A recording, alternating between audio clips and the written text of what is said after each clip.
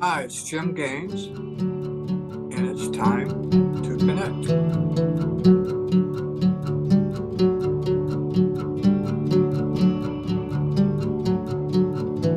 Hey, Jim Gaines, man, thank you so much for taking the time to connect. How are you doing today?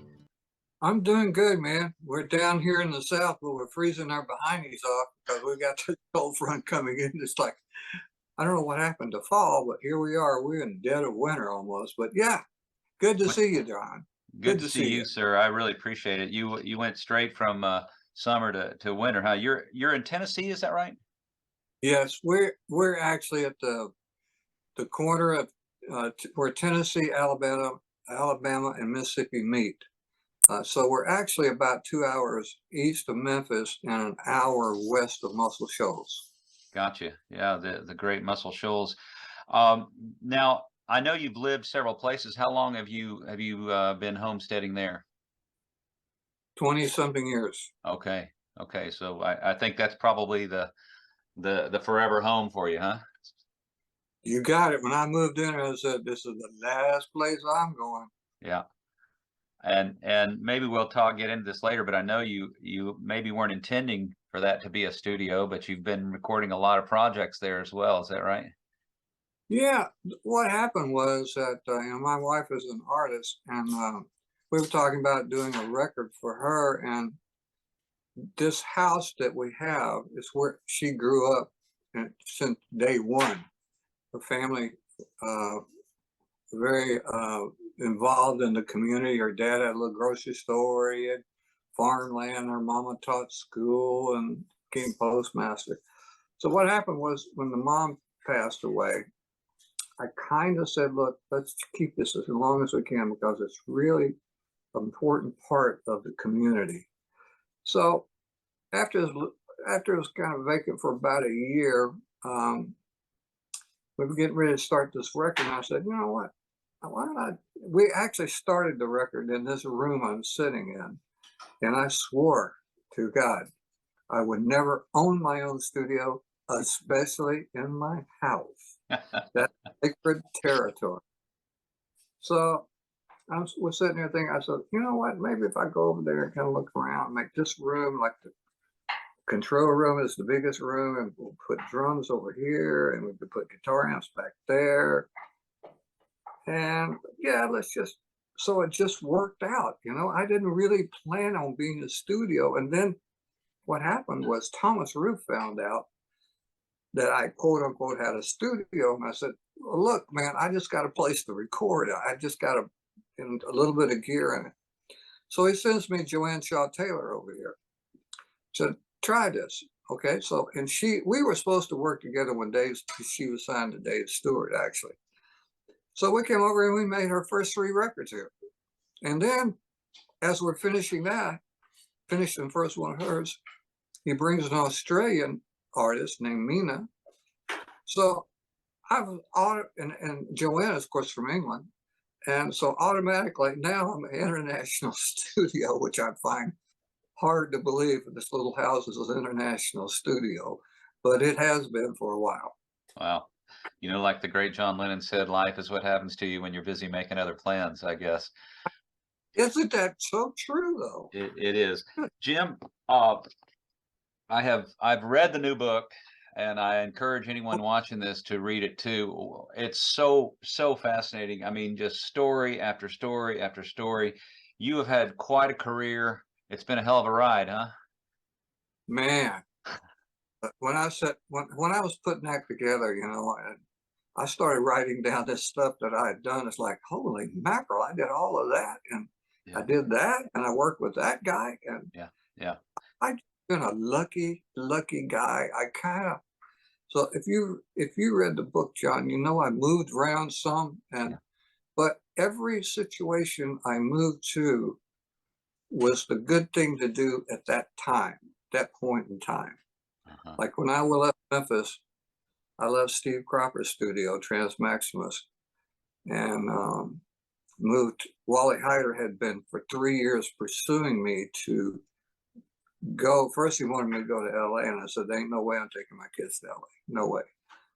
So he said, okay. Look, he was calling me from He was in the German archives vault making copies of the very first tape recordings of big bands.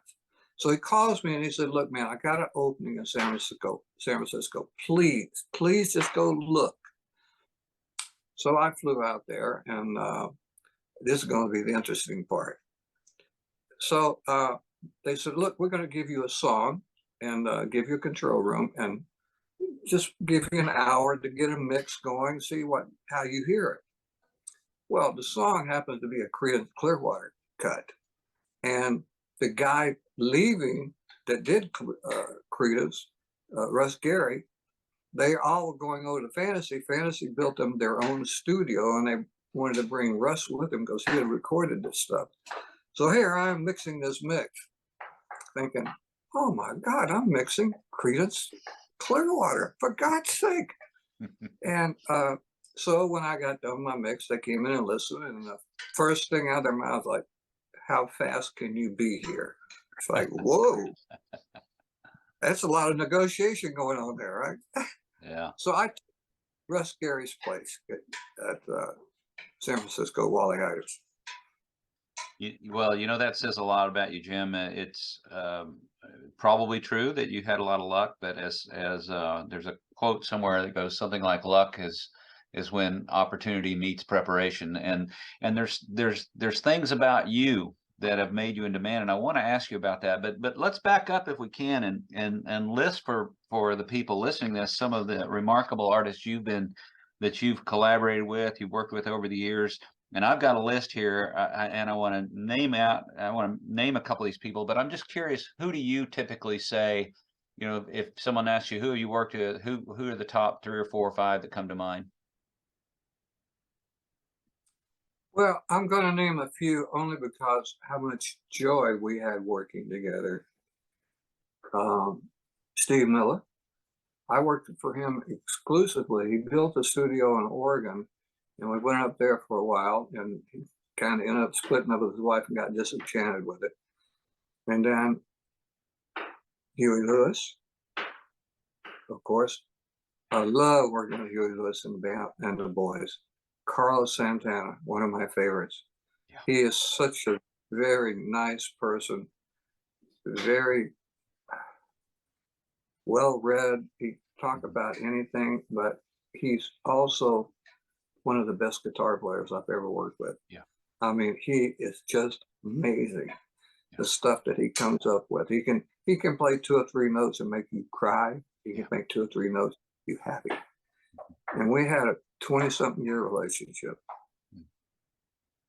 That's great. And speaking of great guitarists, you worked with Stevie Ray Vaughn. You worked with Tower Power. Well, I put him in that league as well because it's interesting. When they called me to do that record, I was still living in San Francisco, and Carlos and Stevie had played a gig somewhere in Southern California, and they were looking for someone new to work with Stevie. They wanted someone outside of Texas because a lot of the work had been done in Texas by Texans.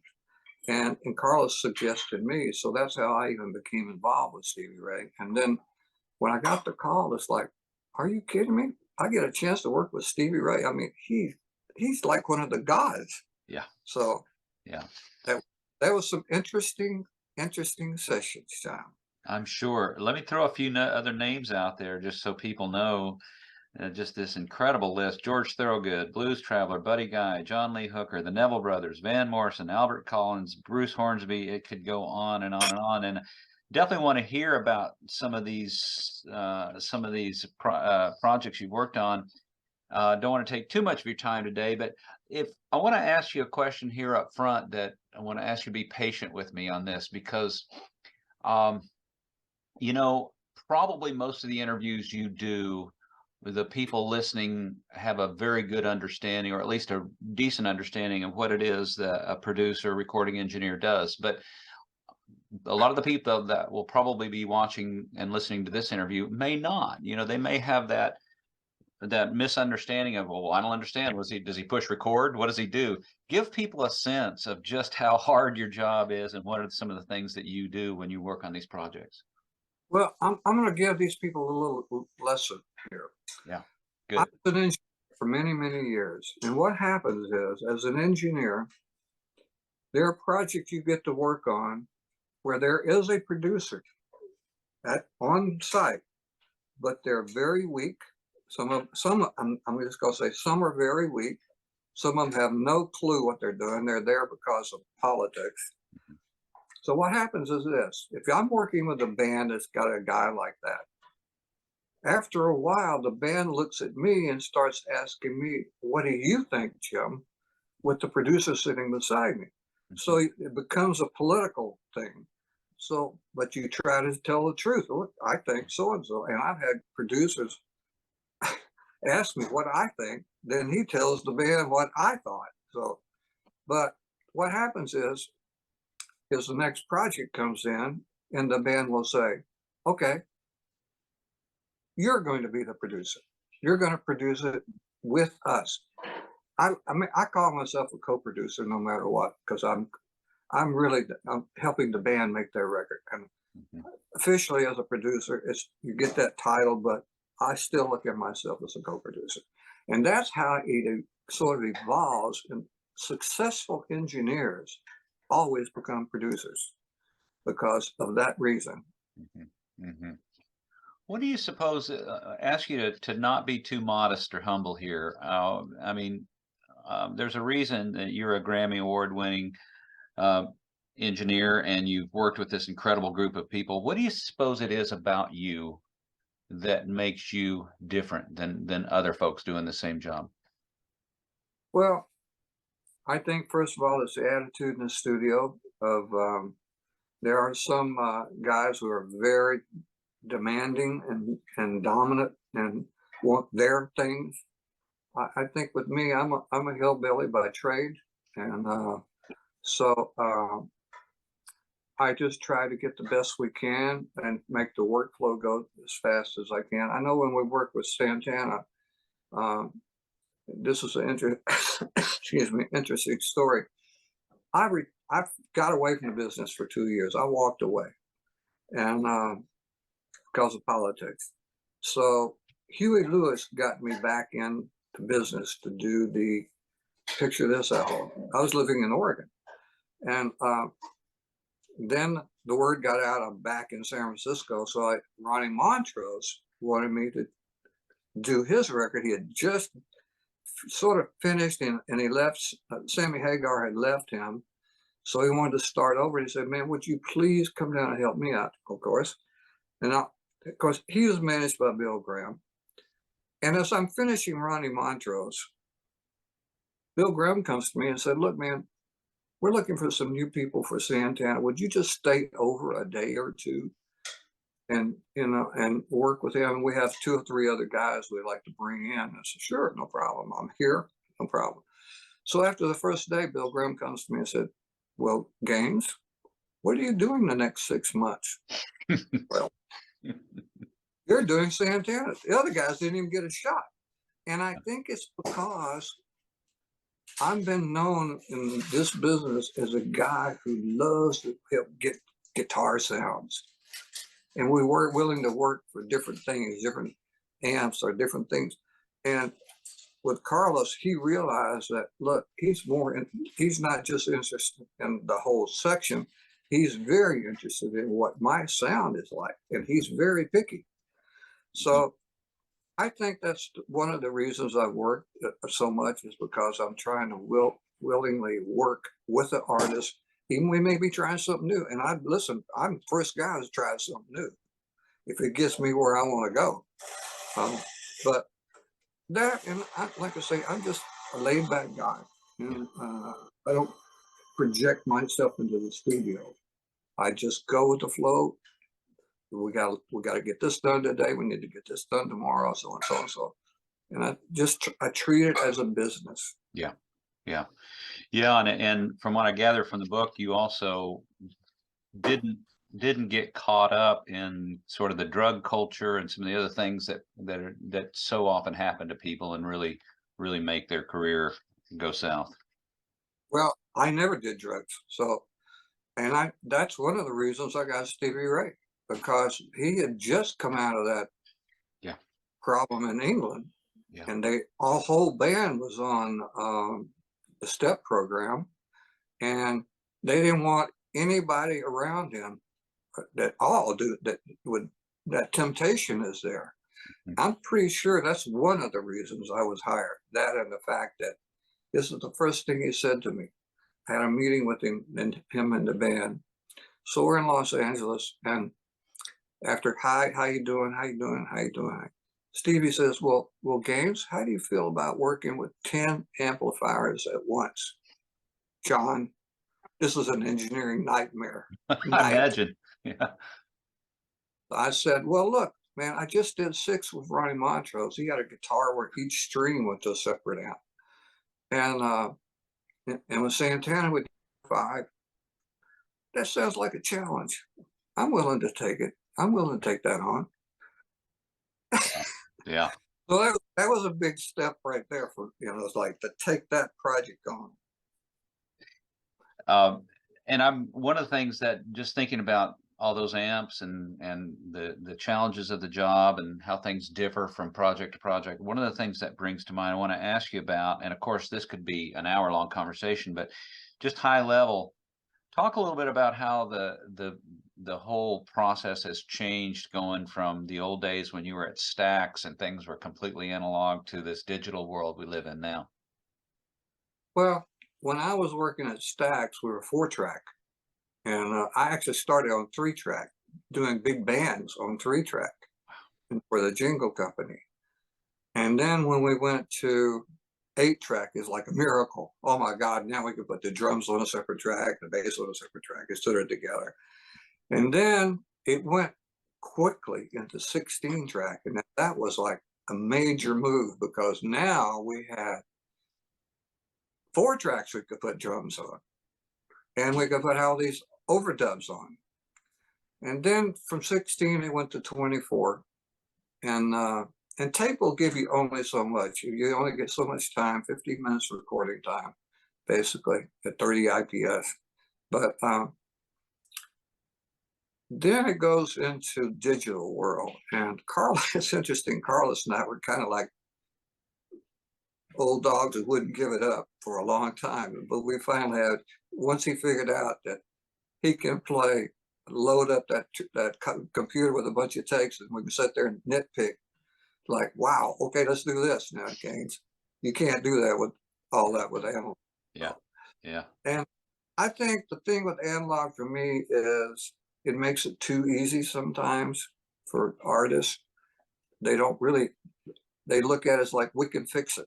Yeah. Or we can tune this, or we can change this, or we can put things together. Like I have one artist, first things out of her mouth, okay, I want to do 10 tracks of vocals, and then we'll go by and pick word by word. I don't want to do that. Yeah. Yeah. You ain't going to get a great vocal that way. You're just going to get a vocal that sounds like a machine, basically. Right. There needs to be some, and I'm pretty tough on vocalists, but I think that I remember once with Carlos when we were doing the Supernatural record, the way it worked was different people were sending us songs in from all over the world. And some of the tracks would be done, and all we would do is add Carlos and Chester Thompson on keyboards, and Raul, not Raul, but put percussion on. And send it back. But listen, we got one song in from a Swedish quote unquote producer group. And it got to us, it had 132 tracks. On these tracks would be one thing go ding, and you never heard of it again. Oh, it's my. like, what the hell is that? Yeah. For God's sake, can't put the ding on one of the other tracks. And we ended up putting 13 to 16 more on it. And I said, I'm so glad y'all mixing this, because I'll get involved. It sure changed a lot. There's almost an urge now to purposely put some flaws into a recording, just so that it sounds more natural, it sounds more real. Well, there's some bands, that have want to go back to old school. They go back to analog, they go back to live in the studio. And I'm glad, because when I'm cutting, I mean, I'm kind of like one of the blues producers. So Right. when I'm cutting, I'm trying to get as much live as I can on that first pass. Yeah. And we can fix it anytime, but I want the emotion of the guitar player playing against the keyboard player, his parts. I want the bass player playing against the drums on his part. So I want all that interaction going on as much as I can capture it without putting it together in little pieces. I remember I went to one artist, he's in Texas. I'm not even going to name the name. I went to the artist. I happened to be working with a drummer a lot. And he was working, I'm in the big studio, he's in the second studio. I go in there just to say hi, and the guy says to me, the drummer says to me, "Jim, will you please come and help us? We have cut these tracks at least 50 times. Mm. We have made every version we could possibly make of it, and we're still cutting." Now, I don't think that's quite right. Music shouldn't be that way. I like to go to a live show and I feel the power of the drums and the power of the bass coming at me. I want the same thing in the studio, but you ain't gonna get that cutting it 50 times. There ain't no way. Yeah. I've seen I've seen drummers literally hanging over the drums like this, like, oh my God. It's like, please. So Yeah. that's one of the big, I still try to capture as much live as I can, Mhm. but you're still making a record, and you don't make the best record you can. The problem is nowadays budgets have come down so much. I mean, they're like a small percentage of what we used to do. I used to spend my average rock album, basically, we would have 10 tracks, 10 weeks of recording and 2 weeks of mixing. You're lucky if you get 2 weeks period now. Mhm. Yeah. Where it goes. Yeah. Hey, who's someone, I hope you find this question interesting. Who's someone, since you have worked with just an incredible list of people, who's someone that you never got a chance to work with that you wish you had? Well, I was that close to working with Clapton. When he came out and did a cut with Santana, right? I was that close. And I was somewhere back here doing something and couldn't get back Mm. to California. Clapton is, if I had my druthers, he would be number one. Mhm. I think the Police would be number two. I think those guys were just brilliant with the stuff. Very simple stuff, but rhythmically, it was wonderful. And of course, his vocals are great. Yeah.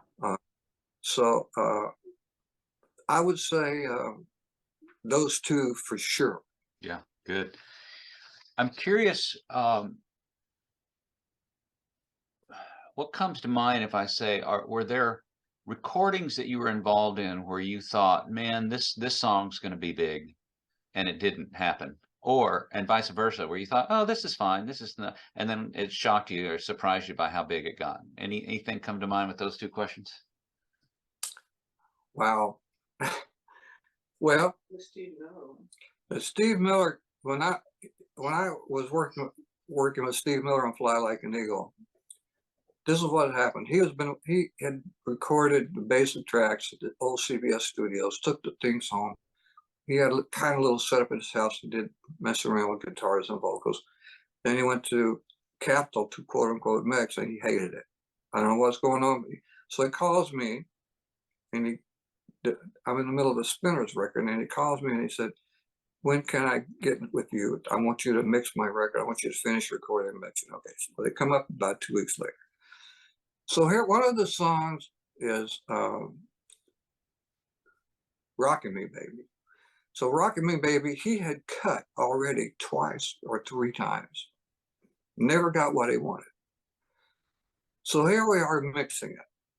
And I said, "Man, this is a great song, man. I really think you're going to get some airplay." "No, I don't think so." I'm not quite sure. So what I did was, there was one chorus that was a little more special than the others. And this was the days of razor blades. So I said, man, let me try putting this chorus in more times. Matter of fact, if you listen to the mix, you really break it down, you'll hear the cymbals go cutting off. So when we got done, he said, "Oh, I think that's okay, man. I think we'll use it. I think so." Well, it was a #1 song, right? Yes. Yeah. Of course, Yeah. I made this bet with him. Said, "Listen, man, I think it's going #1." No, man. So we're getting this little bet. I said, "Okay, if it goes to #1, I want a Elvis pink Cadillac. You got it." So I'm in Canada working with a band, and I get a phone call from him in the middle of Alberta, where was that? And he said, "Listen, I just want to let you know you're up to a Ford Pinto. It went gold today." I never got the Cadillac, but Never got the Cadillac. I got a nice bonus. Yeah. Yeah, I'm sure. How about the song "Fly Like an Eagle"? Is that one that you just knew? I mean, you knew this is it's going to become like an anthem. It's going to become That huge. was the best song. I mean, if you really break that song down, it's nothing like the other songs on the record. Now, "Fly Like an Eagle" was this. This is what happened with that story. This was a well written about story. We were trying to do the record so this song would come along, something would fade out, and maybe some wind or something take over, Pink Floydish, and then the other song would start. And there was we call them segues, you know. Someone could be a little musical thing, someone could be. So we're doing "Fly Like an Eagle," and I'm mixing it, and I get to the end, and this is the days whenever you had master cuts. When you got done at the end of your cut on that reel, you put a piece of leader tape, and that separates you from the next cut. Make sure you don't go erase part of it, or at least you can find it. So when we get to "Fly Like an Eagle," we want to put some wind sound on it, but I didn't have enough tape because it's already cut. So I go back in the shop, and in the shop they had the set of tape for the tape machines. They put tones through, and a big bulk eraser. Now, you know what a bulk eraser is, do you, John? It's like a big box. It's a magnet, right? You turn the thing on and you put it on, and it erases everything. So I quickly put a thing on and thought I erased everything. I get back to the control room. I just take the spool and it throws about 20 seconds out on the floor, splice it in. Okay, now I'm putting my wind sound in. But what had happened was the bulk eraser didn't erase all the tones, 1,000 cycle tones, and they're still on the tape. And I just pull up a fader, and there it is, and it's in time to the music. Wow. And so I said, how about if I run this through some echo chambers and some delays? I want to sound like sonar, deep space, like bing, ging, ging, ging, bing, ging, you know, like you hear on TV, movies. So I'm putting this together, and Miller's half asleep on the couch. He said, "What the hell is that?" I said, "You ain't gonna believe it, but this is how it happened." Wow. You like it? I love it. Yeah. That's how the end of "Fly Like an Eagle" went. And I left one tone. One of the tones goes to a 3,000 cycle, and I left one on the end just to be different. That's great, man. That's fantastic. Well, hey, I want to, because I'm a huge jazz fan, I've got to ask you about some of the work you've done with a couple of jazz people. I know you've done something with Wayne Shorter and something with Miles Davis. True? I didn't work with Miles. He was in the Oh, sessions, but I didn't work with him. gotcha. But Wayne Shorter, yes. Yeah. On Wayne Shorter, Wayne and Carlos, of course, Carlos and Miles are big friends. Yeah. And Yeah. so Wayne Shorter. And so we were doing one of the albums after Supernatural, and Carlos wanted Wayne to come up and play on it. So in the control room, I set up just a 57, right, sort of close to me, just so Wayne could play some riffs while we're cutting, and we were going to do it later, quote unquote. Yeah. Boy, you make that mistake too often. So first of all, you're going to love the story. So we don't use charts in Santana sessions. There are none. So Wayne comes in with his song and he unfolds this chart that goes ching, ching, ching, ching. It covers the entire console. And Carlos looks at me in kind of a panic mode. Now he can read music, but not like that. Yeah. And Chester Thompson, the keyboard player, can read. And he looks at me going, just shaking his head, going, "We gonna Help. get through this. Yeah. Help." That was basically what. So anyway, we end up cutting the song, and we got done with it. Wayne said, "Hey man, I like that. Let's just keep that." It's like, well, what about going out and doing it again? No, no, let's keep that. So 57 it was room, recorded on a 57 in the control room. speakers blasting. I want to keep that. Okay. So Wow. we kept. That's amazing. He was a super, super nice guy. Yeah. Can I tell one little more story? Please. Yeah. We were touring with Santana, and we were in Nice, France, and he was on tour, and he was coming through there. Now, I also worked with Wayne once, helping him out mix some live stuff in Europe. He had a problem. I got a phone call, and it's like, "Come help." I did. So it's not like I didn't know him. But he's coming through Nice, France, and he's going to be there off for a day. And his wife and niece are flying in from New York to meet him there. And I'd met his wife several times. We're all friends. So we get there and we get kind of settled in. Everybody's settled in. And then I get this phone call from the manager saying, "Jim, I just want to let you know that Wayne's wife was on that TWA flight that went down outside of New York. They have no idea if there's any survivors. They don't know anything about it except she was supposed to be there with us."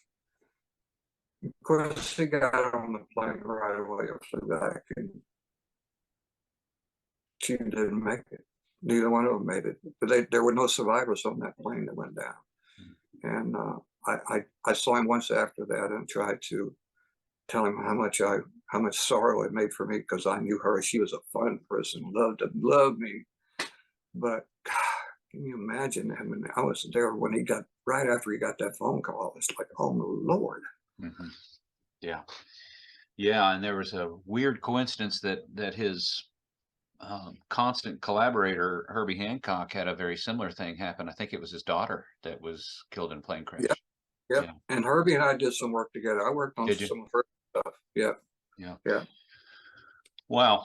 Well, I could talk to you for hours, but I want to respect your time. I wonder if you would agree to let me just throw some names at you and just short answer, see what comes to mind. Oh Lord. Steve Cropper. Oh man, he's my guy. I love Steve Cropper. I went to work for him. He's the one that hired me to go. Wanted me to come over to Stax and talk to Jim Stewart about working part-time for them. He had done a few jingle sessions with us where he and Booker had played and on tracks. So he says, "Look, man, would you come over and talk to Jim? We need some help." I was like, "And you can, at night, weekends, whenever you want to work." So I went over there and they told me kind of what they wanted me to do. They needed me to start a tape library, first of all. I walk in, first of all, I used to go to the theater there that was Stax, Old Capitol Theater. So I walk in where the screen was, is where the control room was. And over in the corner is a ton of tapes, white boxes, ain't a thing written on them. So they said, "Look," Crawford said, "Look, man, can you go through these tapes? Let's figure out what's on these tapes and start us a library, in order of alphabetical order, whatever." So that was like my first job there. So Cropper ends up leaving Stax, and him and Clive Davis made a deal, and Clive gave him some money to become a CBS producer, actually Epic Records producer. He was part of the CBS thing. But so he built a studio Now, he had planned on bringing an engineer from New York to work for them that he had worked with up there on some projects, but that didn't happen. So I get this, I'm at the Young Executive watering hole one afternoon. I get this phone call. It's called Pappy's Lobster Shack. And he said, man, what are you doing? I said, well, I'm having a beer right now. He said, listen, man, can you come over here? I got a problem. My guy hasn't shown up. And I got Denny Cordell wants to start recording tonight. Can you come over and help out? So I went down there. It was just right down the street. I said, okay, yeah, I'll do what I can. And so we got through that. What had happened with Denny Cordell is he had been there working for a week in another studio. And after 4 days of working, whoever was there erased the tapes accidentally. Because in those days, you use tape over and over again, some to do demos, somehow this guy went to clean the tapes and cleaned the wrong tapes. Denny Cordell was livid. Yeah. So, okay, so I go over there and I cut every night for a week or so, where you recut the tracks, and then he took them back to Tulsa to Shelter's place. So a little later, I get another phone call from Cropper saying, man, I don't think my guy's coming.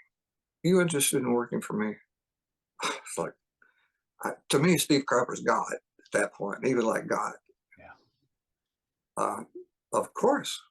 I mean, I've been with the jingle company for 10 years, but if I could do rock and roll records instead of jingles, oh no, yes, no, absolutely. Yeah.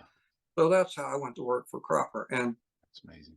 And I went from Cropper's to Wally Heider's. And I have to say that move made my career, because 2 years after I left, Stax went down. Chips Moorman left. Cropper was open for about 2 years and closed. So making that move definitely made my career. Yeah. But I love Steve Cropper to this day. I hope he's still a friend. So maybe not. And there's some of those stories in here I encourage people to read. It's just so fascinating. You've had quite a life, my friend. Let me throw another name at you. I'm just curious. Hal Blaine. Oh man, I got a great Hal Blaine story. 2 of them actually. Now, so Hal Blaine is probably the most recorded drummer in recording. He was at that time anyway. I can't imagine who's ahead of him. Nice guy. So I'm in Seattle. I'm working for K Smith Studios, and we're going to do a session. And we're going to use, he's being brought up to play drums, and I'm sweating bullets. Because this guy, I've heard he's very picky about his drum sound. Like, oh Lord, here we go. And we're using studio house drums. It's like, oh, I ain't got a chance. So anyway, he comes up, and I say, Hal, whenever you're ready, let's get drum sounds, okay? And so I got drum sounds and had him come in the room and listen back, make sure he's okay with everything. He said, oh, no, I need to fix something, Jim. So he goes out there and tweaks the snare, goes back and listens, that'll work. Now, so that I was like, oh, thank God I got through that one. But he did something I'd never seen done before. He wrote the arrangement of the song on his snare drum, so he's looking right at it. Instead of over here at a music stand, he's got it written out right here on his drum, or the tom in front of it. I said, that's brilliant, man. How come nobody else had learned that trick? Yeah, that's great. And I worked with him one other time, and he came up to Seattle one more time, and he actually played percussion. Carmen Appice played drums. Tim Bogart was on bass. Larry Mechtel was on piano. And Chris Bond was on guitar. But they had Hal playing percussion. It's like, are y'all crazy, man? It's like, he should be over here on this drum set over here. But that's Hal. Cool. Jim, let me ask you 3 more questions, and then I'm going to let you go. And I hope you don't Okay. mind some personal questions. This isn't so much about your career as it is one of the things I do in this podcast. I always finish up with a couple of personal questions just to get to know people a little bit, and some things that I think will be interesting. And the first one is, what pisses you off? In the studio, what pisses me off is I get people that are not prepared. Mhm.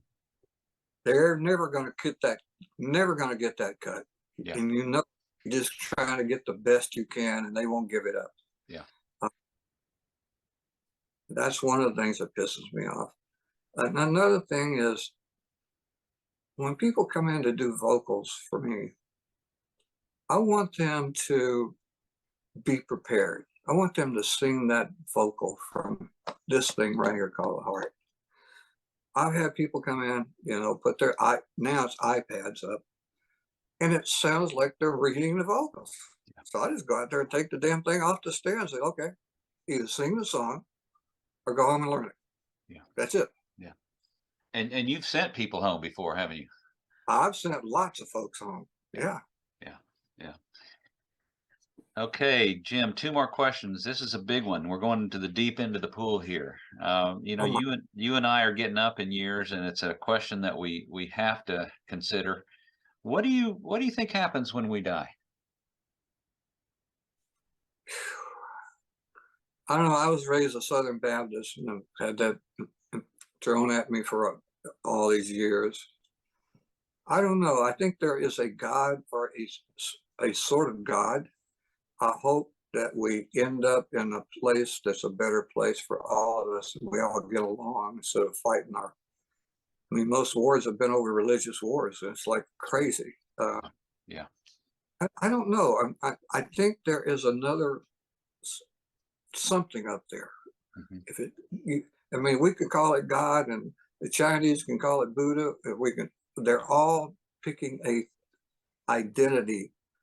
So I hope it's something there. Amen. Amen. And when you are dead and gone, Jim, what do you hope people say about you? Probably, yeah, I knew that crazy son of a bitch. He was crazy, man. Oh man. Well, listen, it's been an honor talking to you. I want to thank you so much for taking this time. And at the risk of beating this horse, I want to encourage people to pick up this book and read it, because you have had quite a life, and there's story after story in there that's so entertaining. And I know it's not over yet. You're still working on things, and I wish you all the best. And thank you so much again, Jim, for taking Well, this time. I really enjoyed this with you. You were very well prepared, and I love a lot of the questions you've asked, and I hope that I've kept the book at sort of fast pace, and so it doesn't get boring, hopefully. But what happened, John, is all these years I've told stories on all my sessions, and everybody would say, "Let's please put this in a book form." So okay, so I tried. So we'll see what happens. Well, sir, thank you so much again. I wish you all the best. Thank you, John. Thank you. Take care.